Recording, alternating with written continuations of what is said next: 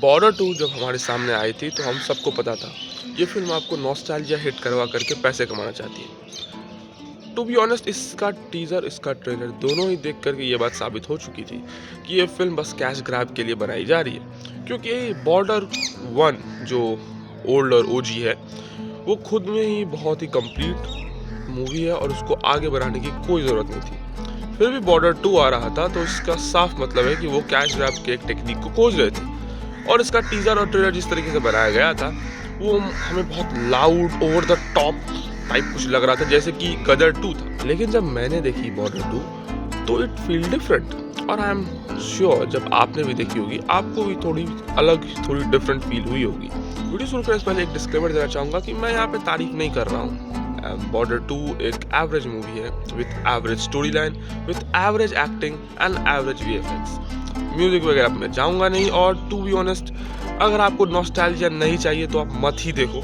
I don't recommend it. Trailer देख करके लग रहा था ये ओवर द टॉप जाने वाली है, बट जब हमने स्टोरी देखी, जब मैंने स्टोरी देखी तो काफ़ी सेटलिंग थी। जो फर्स्ट हाफ था वो गुड था, अच्छा था, एक फिल्म जैसी होनी चाहिए वैसी थी।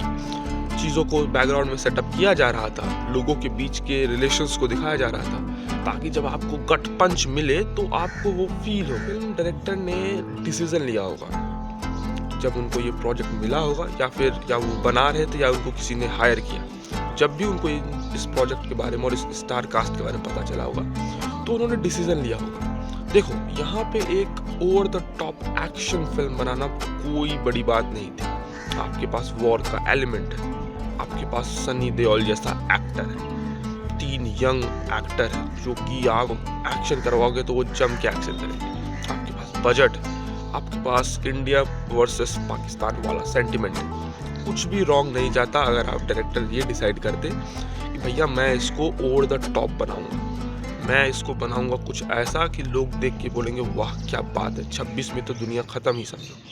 लेकिन डायरेक्टर ने कॉन्शियस डिसीजन लिया कि no, I will try to make it genuine.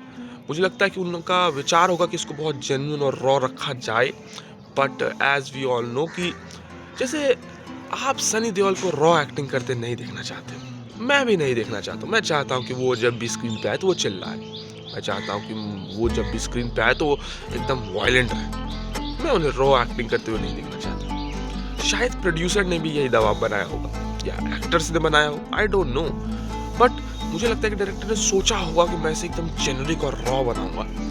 लेकिन फॉर सम रीजन ये चीज़ बहुत अच्छे से नहीं हुई, ये चीज़ बहुत अच्छे से प्लांट नहीं हुई, और थोड़ा करके जो है वो चीज़ और ख़राब होती गई। जैसे कि मैं एक एग्जांपल देता हूँ, अभी रिसेंट रिलीज के बाद पता चला कि जो राजा साहब थी वो बहुत ही एक बेस स्टोरी लाइन थी, बहुत ही एक अच्छी वेल रिटन स्क्रिप्ट थी, जो पढ़ने के बाद प्रभास ने बोला कि भाई मैं ये फिल्म कर रहा हूँ। तो तब तक सब कुछ ठीक था।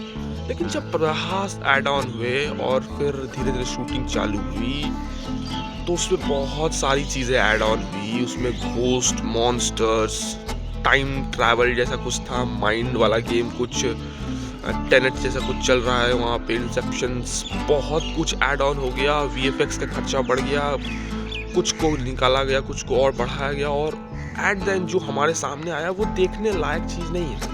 आप इसे किसी को भी रेकमेंड नहीं करोगे, आप इसे कभी नहीं बोलोगे कि ये पिक्चर देखो या ये पिक्चर हमारे देश में बनी हुई है। सो ये बताता है कि जब आप एज अ डायरेक्टर बहुत स्ट्रांग नहीं होते हो अपने डिसीजंस पे, अपने कास्टिंग पे, अपनी स्क्रिप्ट पे, तो कहीं ना कहीं जो आउट ऑफ वेरिएशंस हैं वो आपकी स्किल पे क्वेश्चन मार्क खड़ा कर देते हैं। क्योंकि एट द एंड अब आज के बाद जब भी डायरेक्टर साहब की बात होगी तो उनका फिल्मोग्राफी में बॉर्डर 2 भी जुड़ जाएगा, और आई एम डैम श्योर कि वो कभी भी नहीं बोलेंगे कि मैंने बॉर्डर 2 बनाई थी और अपने रेज्यूमे में उसे टॉप पे रखेंगे। वो अगले पिक्चर के बारे में सोच रहे होंगे जो उनके रेज्यूमे में टॉप आ सके।